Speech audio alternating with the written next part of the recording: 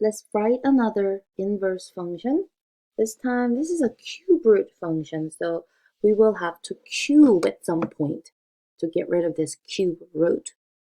But let's start by replacing this f of x by y.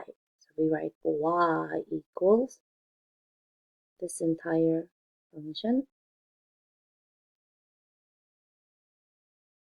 Now, step number 2 is to replace the y with x and replace the x with y. We will switch it. So we will get x equals cube root of 5 minus y plus 1. Okay, now this is where we're going to solve for y. So where's y? Let's find that y. So y is, it's got a lot of things getting done to it so far. Y was getting subtracted from 5 first, and then that difference got cube rooted. And the last thing that it got done was adding 1. So what do you want to do to both sides to get started? This adding 1, let's cancel that out by subtracting 1 to both sides. Look, if I subtract 1 from both sides, the left side will be x minus 1, x minus 1. And the right side will be cube root of 5 minus y. Okay, now we have to get rid of that cube root.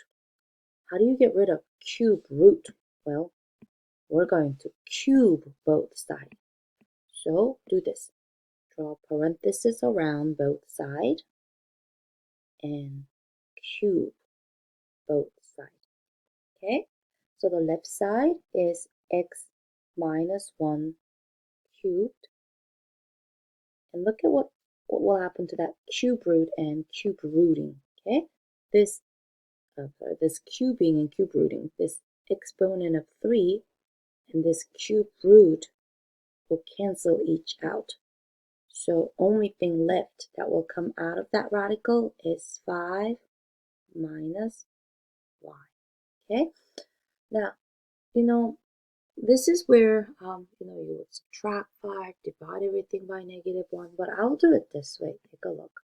I notice how y is on the right side of this equal sign, but this is negative. It's like not happy where it is. So what I'm going to do is I'm going to just move this one to the left side. I'll move it to the other side, okay? And I will move this x term to the right side. And take a look and see what will happen to my equation. When this negative y moves to the left side, is it still negative? No, it's not. So that will turn into positive y. Now look at this hot pink. Used to be positive, right? There was no sign in front of this green parenthesis.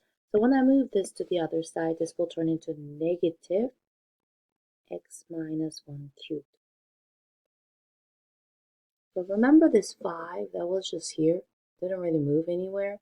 Notice this one was positive 5, right? It didn't move, so it stays as positive 5. So I'm going to bring down positive 5. So that's it. Now I'm going to write using a function notation. Hold on, what was the name of this guy? Oh, it was still f. So if this was g, I would have called it g inverse. This is f inverse of x equals this entire thing. So this one, what I did at the very end was a little different.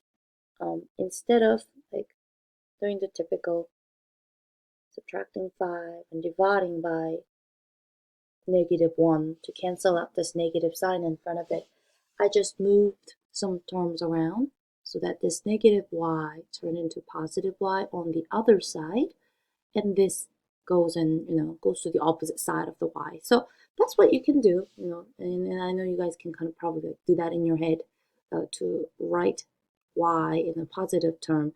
But that was another example of writing an inverse function.